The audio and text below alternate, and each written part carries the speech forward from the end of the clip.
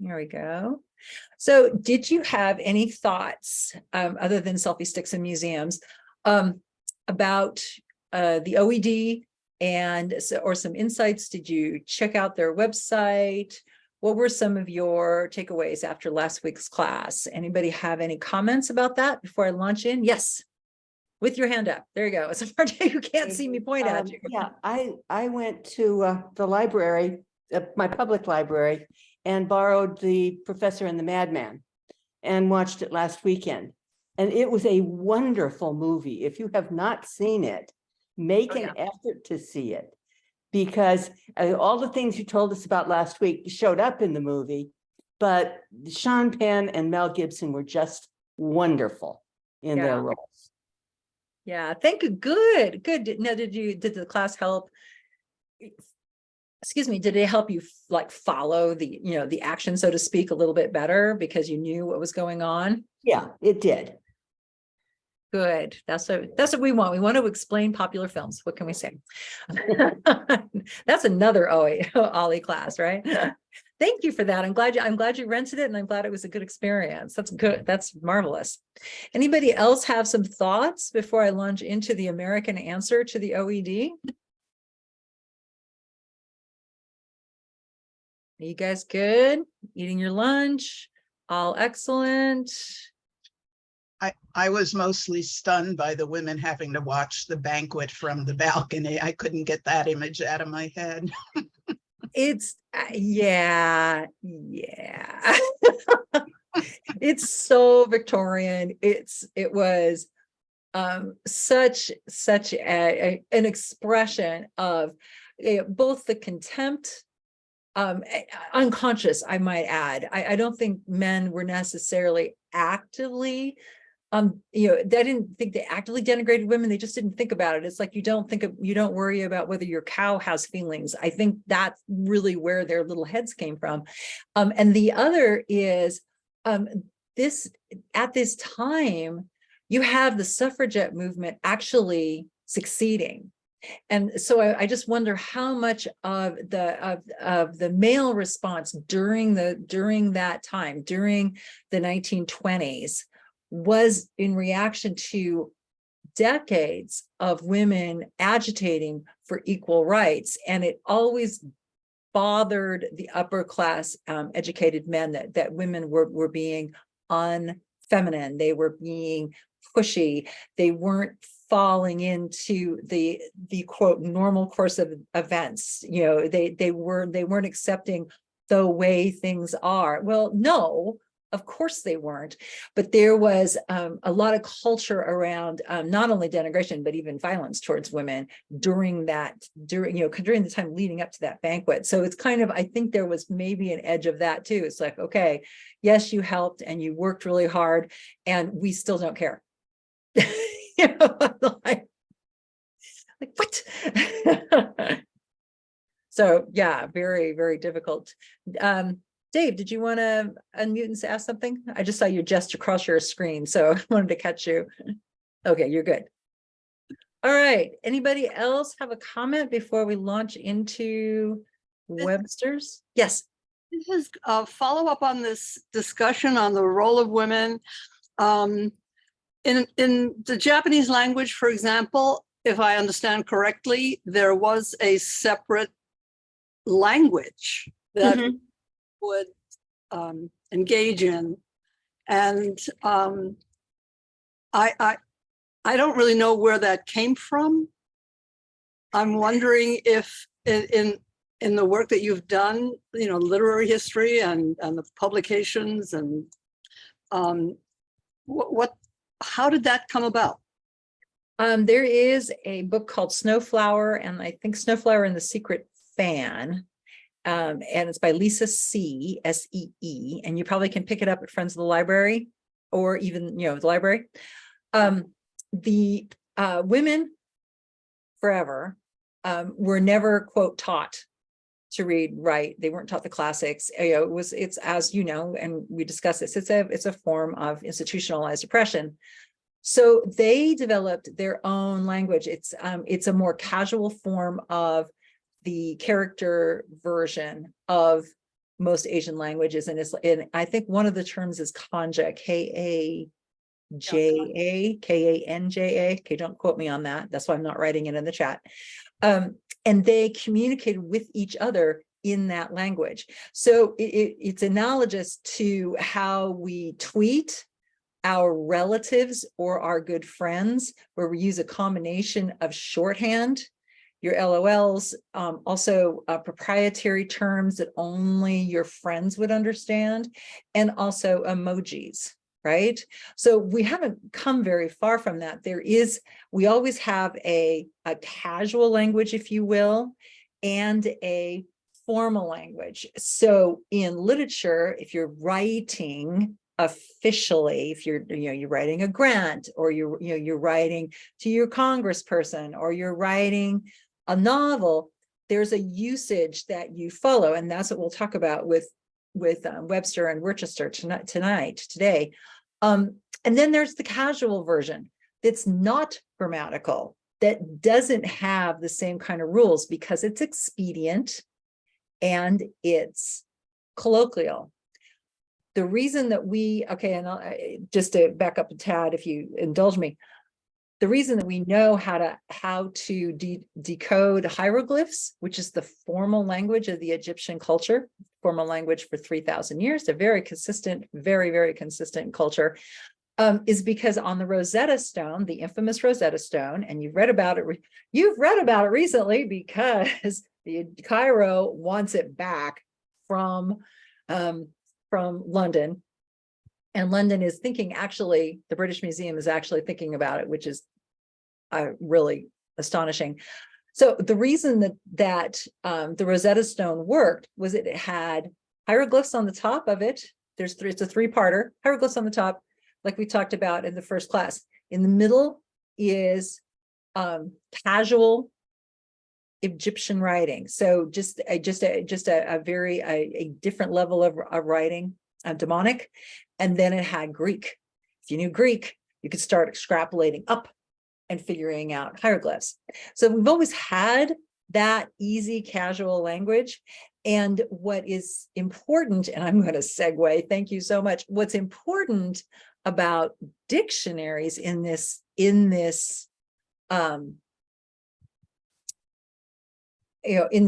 idea is that dictionaries are going to tell you not only in some cases what the colloquial meaning of a word is, but what the official word is, right? So that's what the OED was striving for.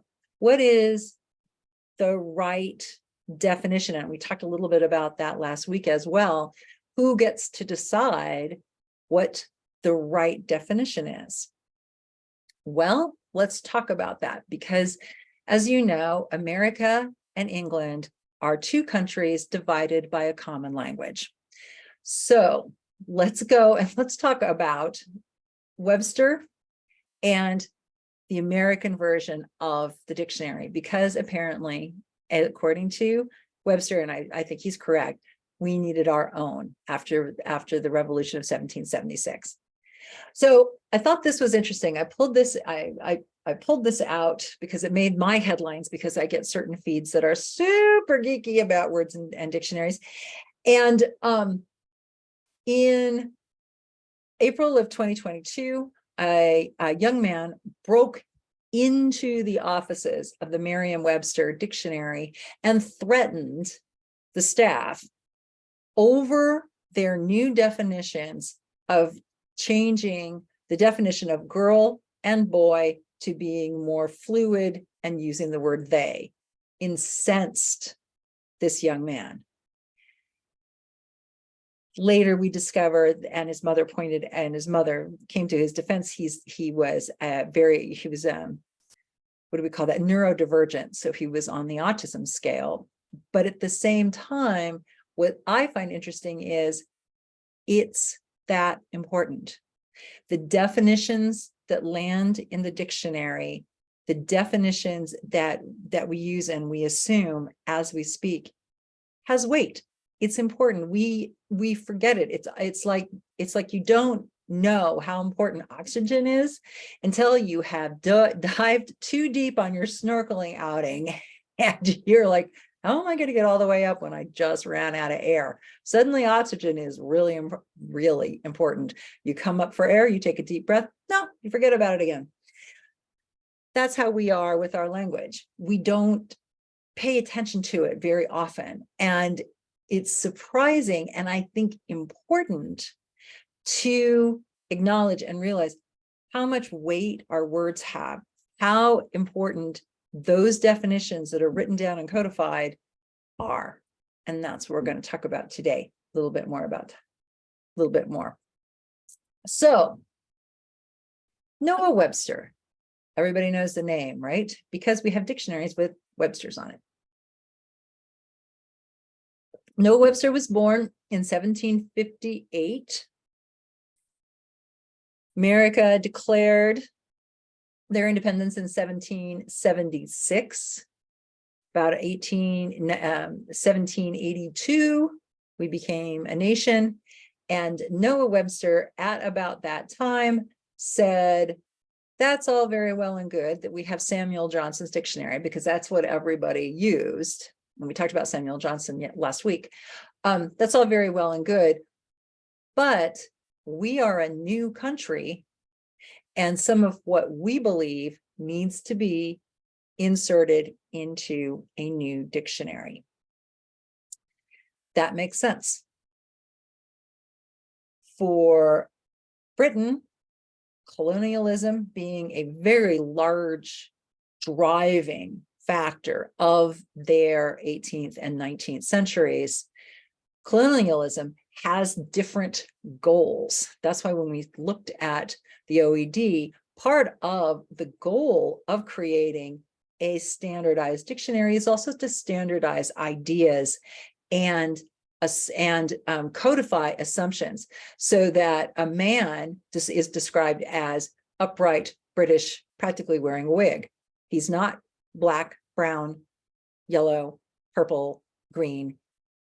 He's a he. He's gendered, and he's white. Okay. Noah Webster saw that and was unhappy with the limitations that the language and the Samuel Johnson dictionary put on this new land. And so he decided, we need a new dictionary, and we need to create our own definitions and be more self-determined as a new country. All right. Sounds all very well and good. And like Samuel Johnson, Noah Webster was perfectly willing to just do it himself. He knew everything. We're good. Well, he didn't know everything, but he did have a background. So when he first started his careers, he created and sold spellers. So they were blue book spellers. I wonder if that's where our blue books come from when I think about that when we were in college. He made his living on it. He sold them to schools all up and down the eastern seaboard of the new nation. And it was his start in launching a larger project, which would be the dictionary. So he wasn't coming from this just out of the blue. He had been working on spellers, and we're going to talk about his spelling in a little bit. Been working on spellers, working on connecting to the schools, making the right connections so that he could, even though he didn't realize at the time, eventually launch and create a dictionary. Now, one of the features that is critical to the reason for creating a dictionary is that in the early 19th century, so 1820, 1810, this is America was a brand new country. Okay, United States, brand new. And we had nothing. Nada. If someone from Europe, someone from England particularly, France as well, because France helped us fight in the Revolutionary War, because at the time they weren't that happy with the British, and there we are. So there you are with Jefferson. What did I miss from Hamilton? So we have the French coming over, the British coming over. What the hell is going on in this new country? So they travel around and they are extraordinarily, spectacularly unimpressed. There's nothing here. There is no here in this backwards, rough, unbelievably rustic country. And they were really vocal about how bad it was. Now, you can understand that these are the residents of a country that, quote, lost the war. I don't know if the British even see it as lost the war rather than just they gave up a colony that wasn't turning out as well as, India, which was really much more important when it came to commodities and exports. New World wasn't that great, so they never really brought their A game to keeping the US as a colony. They're kind of like, all right, fine, whatever. So there wasn't a lot of enthusiasm for it, and there wasn't a lot. They were not impressed. So British citizens come over and they'd say, like Fanny Trollope did, or Harriet Martineau. So we've got these, very proper ladies coming over, checking out the new world, quote unquote, commented that if the American nation is judged by its literature, it may be pronounced to have no mind at all. We got no literature. We have no buildings. We have no cathedrals. We have no ruins because our indigenous cultures were more nomadic. So there wasn't a lot built particularly. And we are huge.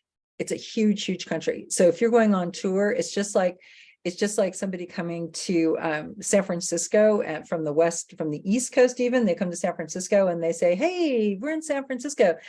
So this afternoon, we'd like to go to Napa and go wine tasting. And then late afternoon, drive to Yosemite. Shouldn't be a problem. Day trip. So they just didn't have any idea of how large everything was. This was a problem. All of this, all these insults, all of these comments gave this new country and gave the leaders of this new country an enormous inferiority complex, just enormous. We made up for it. We have a new country that's coming up at the same time as the first wave of the Industrial Revolution. Pull all that technology, all of that equipment, the trains, not the planes or the automobiles yet, but the trains, over, start working on it, start improving. So we got to work quickly, but how do you express that? And how do you we have a whole, if you've studied 19th century literature, there's a whole group of writers who are coming up from what they consider native soil to express themselves about this new country. So there's lots going on, and Webster was part of that movement. He was part of that inferiority complex and wanted to rectify it by delivering to the new US citizens their own dictionary, their own agency over their language. We are speaking a borrowed language, right? We're speaking a borrowed British language, but it wasn't very long before all sorts of other words were added, in addition to the fact that we have a higher rate of immigration than England, for instance. I mean, England was pulling words from their colonies, but America was pulling words from the people who had just settled there. So they had a different tone to them. And jolly good, because think about how bad the world would be without tacos. Just saying. So we went from Webster, who had been writing spelling books for children, to saying to his publisher, I think I'm going to write a dictionary.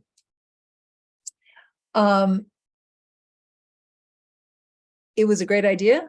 He knew how to, he knew how to do it. He started much like the OED, even though he's a little bit ahead of the OED, getting other editors to help him. getting the origins of the words, which in some cases were easier to get because they were newer words. So you can go down to the docs and say, all right, who said that first? You, that's the word we want.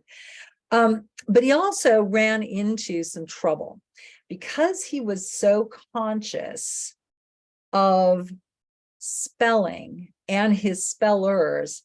That was going to be one of his downfalls as he moved forward. And we'll talk a lot about that in a few minutes, but let me tell you what this whole, I'll give you the framework.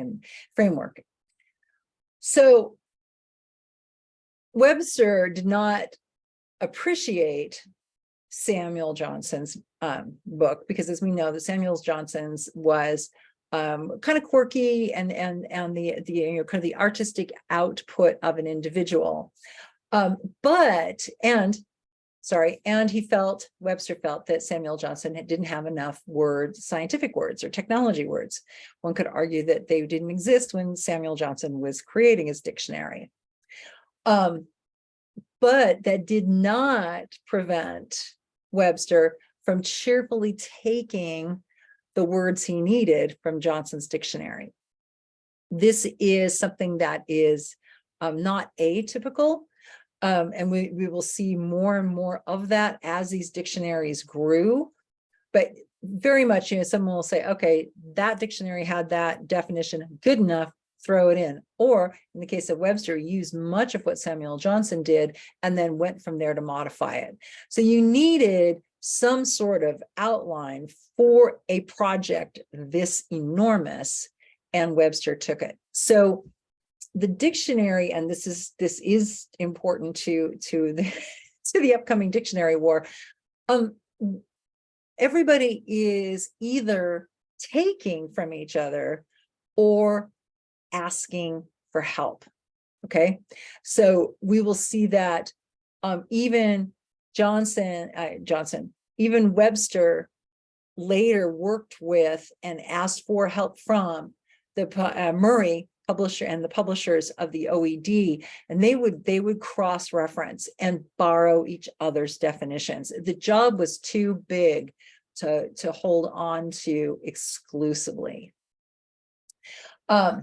So in his first dictionary, Webster commented that language is an expression of ideas, and if the people of one country cannot preserve an identity of ideas, they cannot retain an identity in language.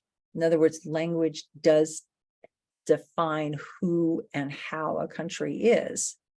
And he was very conscious of that. Most editors are conscious of what that means and what those words mean.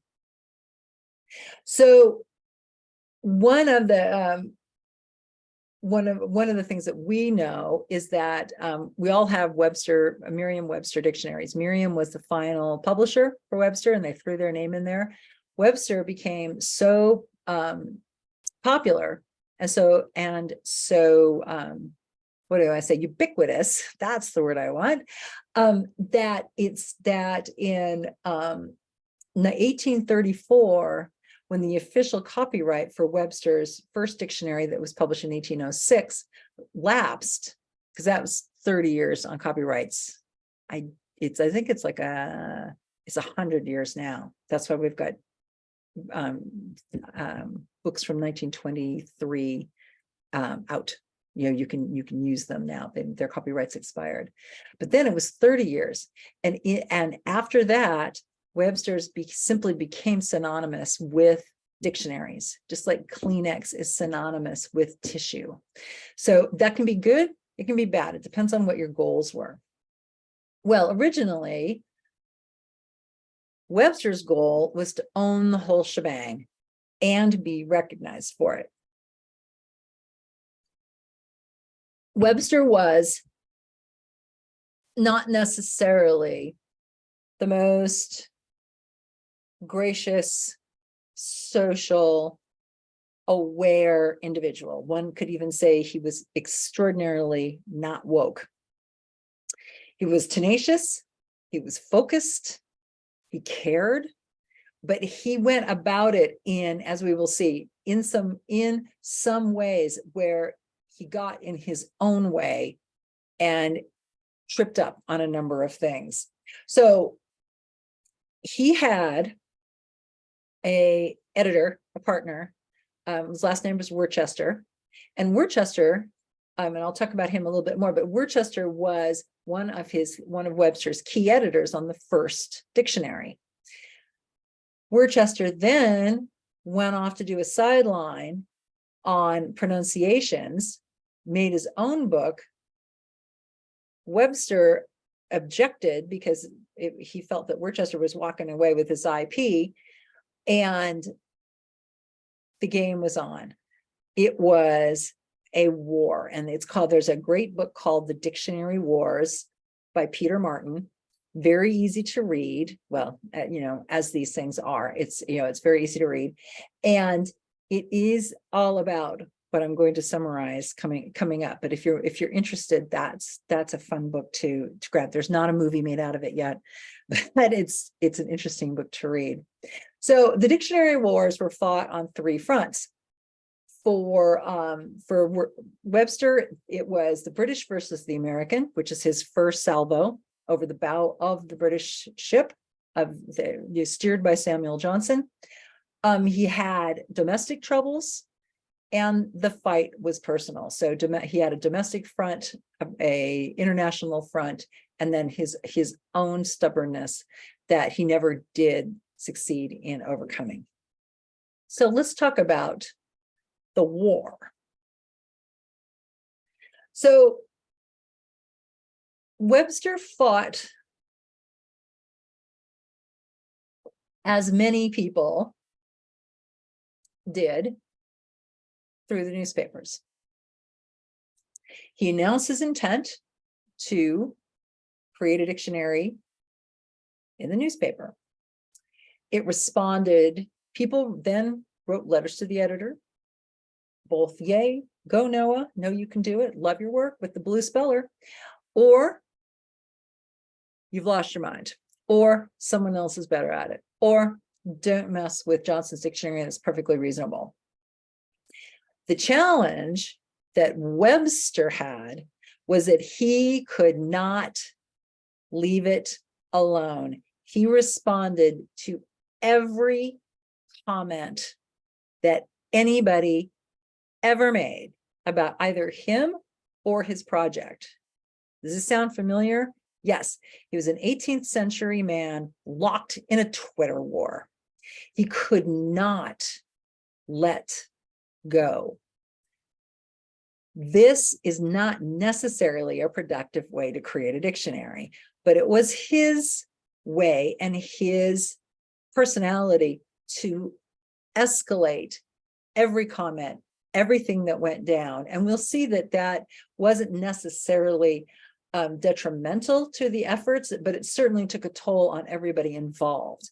So first front, domestic terrorism. You can't let things go. If you say something nice about Worcester, Webster's going to be all over you. If you say something nice about Samuel Johnson, Webster's all over you. Okay.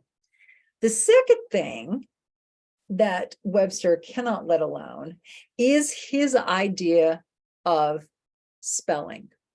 So think about how our language is spelled. In fact, what are some of the words that make you think about what makes you crazy? What kind of words do you find almost impossible to spell? I was editing a work and I was trying to spell psychic, and I can't get the P, the S, and the H and Y all organized. It's just something I can't get my head around because it doesn't sound anything like how it's spelled. And we'll talk about that next week as well. But, we have words like enough, neighbor, way, knife with a K, really? Night with a K. Actually, yes, they used to pronounce it knight and now they pronounce it night. So that one we can almost let go, but not really, because you still have that GHT thing that's like, what is that? What is that? So Webster understood to a certain degree, I think to a large degree, where this came from. And he wanted to make a change. So part of his first editions of Webster's dictionary was to start taking on the quote British unquote way of spelling. He wrote spellers for school children. He was on this. This was his mission.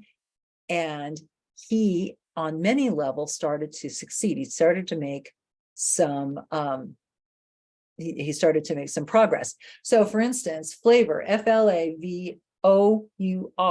The O-U-R comes from the French. Okay, why? Because in 1066, the Norman conquest, Battle of Hastings, French came over. They were French, but they were really originally Vikings, which makes sense on the whole conquering and thing. So they come over and they speak French, but the locals speak English or a version of it they're in. And now we've got two languages. The upper class language has got the French spellings, the O-U-R. Instead of meat, we have beef. And we'll talk about that more. You have a farm definition, then you have actually a table definition for the same product. But that language spelling remained as people became writers as well as speakers. So Webster wasn't having it. He wanted to have a more plain language, less decorative, less cumbersome, and more real to pronunciation, which is a noble effort. In some cases, it absolutely worked. So we write flavor with just an O, not an OU. Color, O, not OU. So as you can see on the slide, if I write the word as it would be in my British novel, my American spell checker is going to call me on it. That's not how you spell it. We spell it differently, right? A lot of the British suffix ISE became IZE because we say organize, recognize, we don't say recognize, we say the Z sound. So we threw that in. Here's the Z sound. Let's call it like it is. Let's call it like what we're hearing. Center, theater, ER instead of RE. Do you ever, I come across that all the time because I write something center. It's like, oh no, it's not center. We spelled it the British way. Okay. Frolic, public, we took out the K's. Defense, offense, pretense, took out the C's because that didn't make any sense. The S's made more sense. Jail to jail. G-O-A-L. It's pronounced jail. What the heck? Thank you, Noah, for changing it so that I could actually pronounce it right. So lots of really excellent ideas until they weren't. So he made inroads, and as long as it was fairly innocuous, and an S to a Z now, admittedly, in academic circles, you could spend hours of committee work debating an S over a Z. Okay, so I'm not going to say there wasn't hours devoted to this, but for the most part, he had some spellings that were okay. We'll take it, Noah. No worries.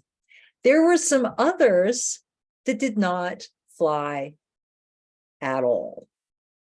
Ache into ache, A-K-E. Tongue into tongue, T-U-N-G. And if you look at the word doesn't even, to us, doesn't look right. Now, we're not used to it because it didn't make it, because there was a lot of arguments about that dictionary entry. but he tried. He tried changing CH to Ks. He tried to take the S out of island and the B out of thumb. And it didn't fly. He had a lot of pushback from the growing and very new university system in the Boston area. So Harvard was the first, one of the first, just the one that everybody kind of had enough money, so everybody went for. But they pushed back on things. Again, if you're gonna propose changing the language in favor of being American and in favor of this is our version of English, you're also coming up against academics and some writers who are still extraordinarily insecure about their position, not only in this new country, but according to the Brits overseas. All right. It took years and decades, I would say decades, definitely, for even American writers to become themselves, to become more than just, unheard prophets in their own country. People were mad and loved. They were mad for British literature. If you saw the movie about Dickens and the invention of Christmas, there's a great scene with Dan Stevens as Dickens, and he's speaking in the US and he's mobbed. They love him. He's like a Kardashian. He can't move. He can't go any place because there is still a big worship cult for anything British and for anything French. They are the culture and we are nothing. That's what Webster was pushing against. So if it comes down to that, someone is going to say, no, we are not spelling ache with a K, because that's just going to make us look stupid. And we really can't afford that. That's too hard on us. That's too hard on our egos. So that was, and that battle, that spelling battle would go on his entire career. So every publisher that Webster worked with would have pushback on what Webster was trying to do with the spelling and trying to quote, get away with. So you've got that internal idea. Now, Webster had hired a gentleman named Worcester, who graduated from Yale, started a school. Lots of men and women in the early 19th century started schools. It was a way to make some money. It was a way to spread your ideas into this new youth. I almost said cult, but it wasn't quite that. That's how that's how people worked and how they gathered their information and their influence. So Worcester worked on several works of geography, and then he also wrote textbooks, The Elements of History,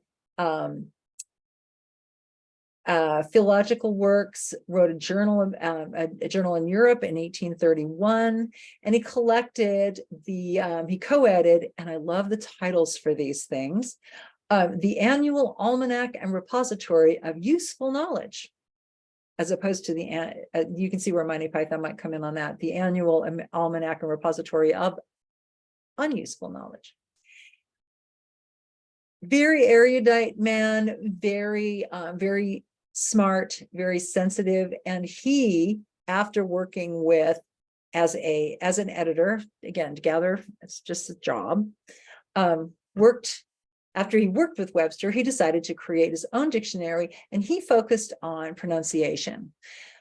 Again, if you get into the 1823, 1824, you now have the Industrial Revolution is starting up full. We need people to work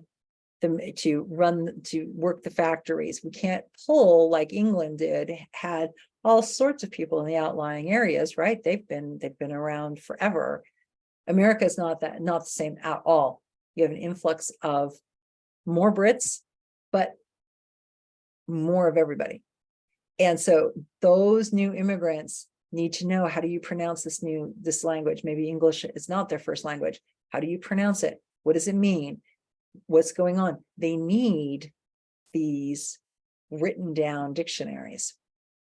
And so Worcester, who was focusing on pronunciation, while Webster was focusing on spelling, threw his hat in the ring.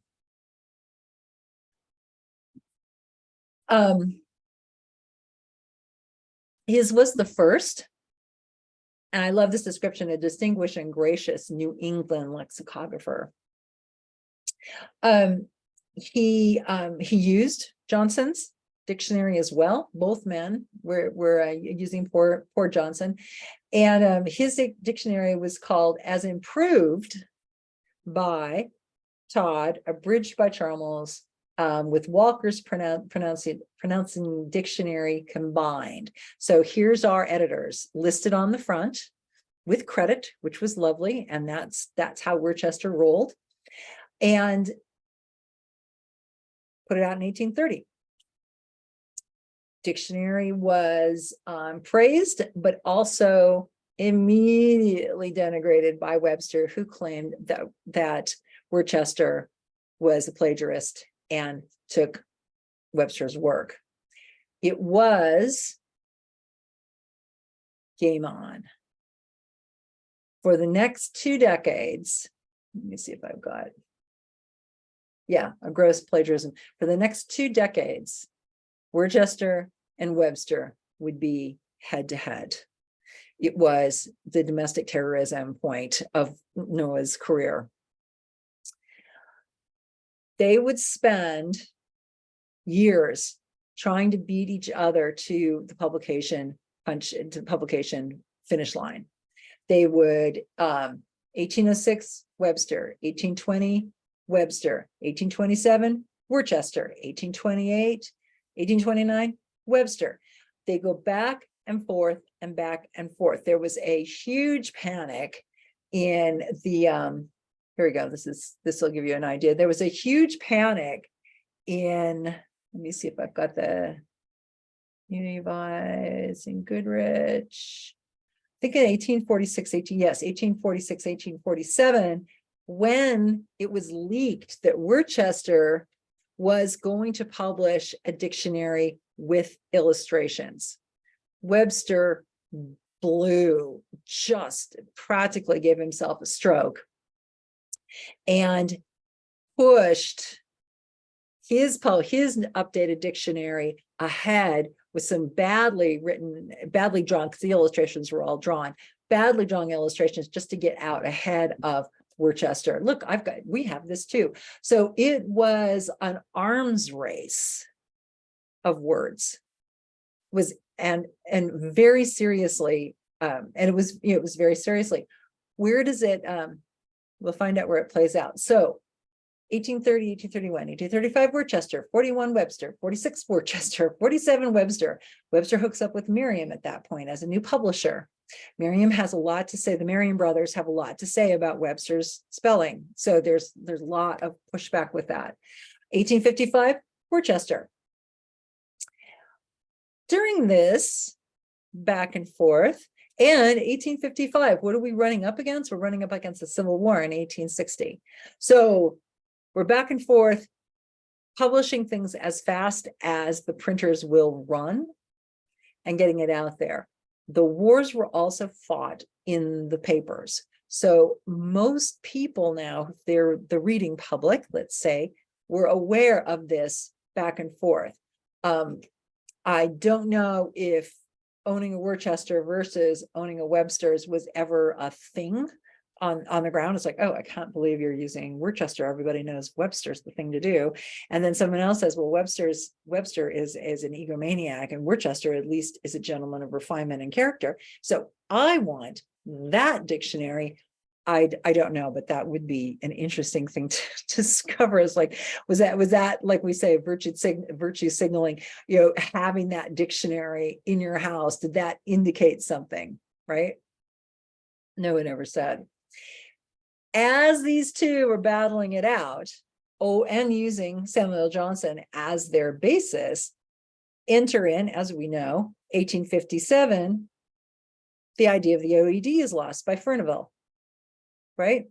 So America was actually grappling with a dictionary much earlier than the British were. Again, why would the British care? Well, the British started to care because the French got their own dictionary. We should have a dictionary, and I don't know what they're doing in the States. So that's the other piece. Did they talk to each other? Absolutely. It's a very small group, and they would, and I think Murray did reach out to both Worcester and to Webster and say, hey, what about this American word? So then they were Americans who were editors for the OED, and as we know, because our Union soldier was one of the American editors, one of the American contributors. So in 1859, right before the war, the Society for the Oxford English Dictionary did send out a proposal and ask for help from the American scholars, reading books and noting words in the fiction and in the nonfiction. So for every public attack, Webster would respond. So here's where we go. Webster starts an American Dictionary of the English Language in 1859. Worcester has a Dictionary of the English Language in 1860. And then by 1864, we've got 78, 84, 86. Webster is an American dictionary and thoroughly revived, and then Worcester is afterwards. So the dictionaries rolled out constantly. First, because of a vendetta between the two men, we're going to be first, we're going to be first. And the publishers are like, yeah, people are buying this. We don't care. Keep going, guys. And also to capture a growing language, as we talked about. So we got into, with Webster, he started to use more definitive language. So Webster's International Dictionary of the English Language being the authentic edition of Webster's unabridged dictionary, comprising of the issues of 1864, 79, and 84, thoroughly enlarged and much enlarged. It's as if these titles have to cram in all of the keywords so they're more discoverable by Amazon. This is an old system, as you can see. So Webster, Worcester. Then we have other entries.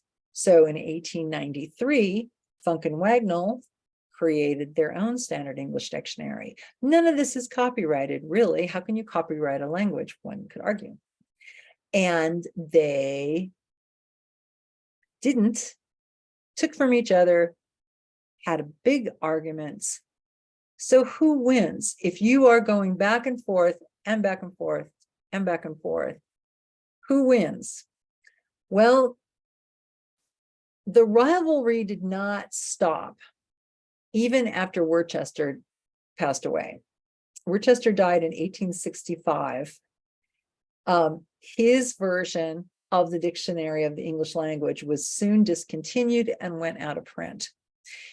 In the book, The Dictionary Wars, Peter Martin proposes that part of Worcester's death can be attributed to that constant haranguing by Webster in the papers, in the streets, as Worcester was trying to publish his works.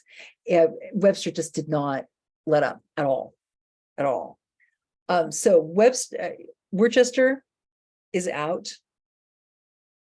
The winner in the war is both Webster and his publisher, Merriam Brothers, and the newspapers.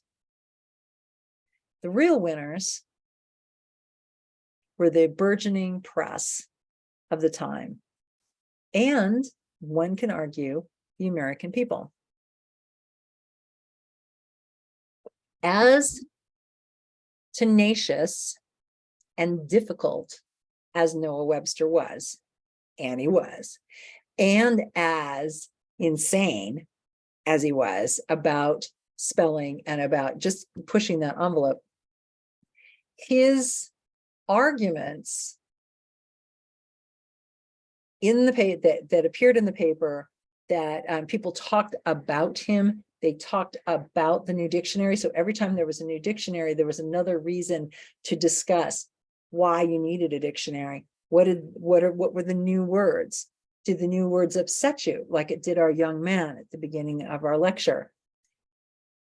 It helped create a larger conversation to a new country about their language. The energy and the conversations allowed people to think about not only their language, but also, what do they want to teach? What is their education ideas? What about literacy?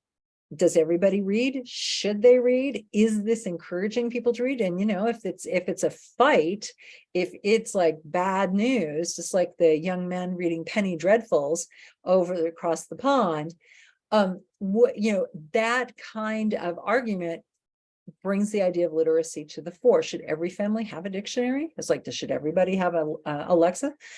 What are the linguistic norms? If there's an argument about language, if there's an argument about spelling, or it's like, I can't believe that, you know, poke is spelled P-O-K instead of P-O-K-E, that's not a typical conversation. That's not a typical touch point, or what do I want to say, you know, or argument that somebody who makes beer for a living, somebody who works on the trains and on the railroads, that's not something that would normally attack their attention. But because of the way it was presented in these popular papers, people responded. It did. That war, those conversations about these dictionaries did an enormous help to promoting literature and creating consciousness for this new country and for how we express ourselves in this new country. So the argument would be that Webster himself did enormous help in promoting literacy in his new country. It wasn't necessarily his direct goal, but it was a brilliant outcome. By fighting with each other, amongst each other, they created a storm of attention that brought people to the ideas like, yes, we do need our own dictionary. We do need our own language. We will use the local one and not necessarily Johnson's. And when the OED was available, you're more literally inclined people would then take that as well and do exactly what we do, which is you look at what the OED says the basis of a word is, you go to Webster's and you look and you can see, how do we pronounce that? How do we define it? Webster's has editors who are American writers. The OED has editors who are English writers and English scholars. So we are coming from a different place in the way we define words, in the way that we spell words. And Webster did do his job by consolidating that and creating one of the first American-based dictionaries that we have. So that's like a short, it's a kind of a short version. Do we have any comments or questions? Let me stop the share. Any comments or questions? Because I run through this without a break. So this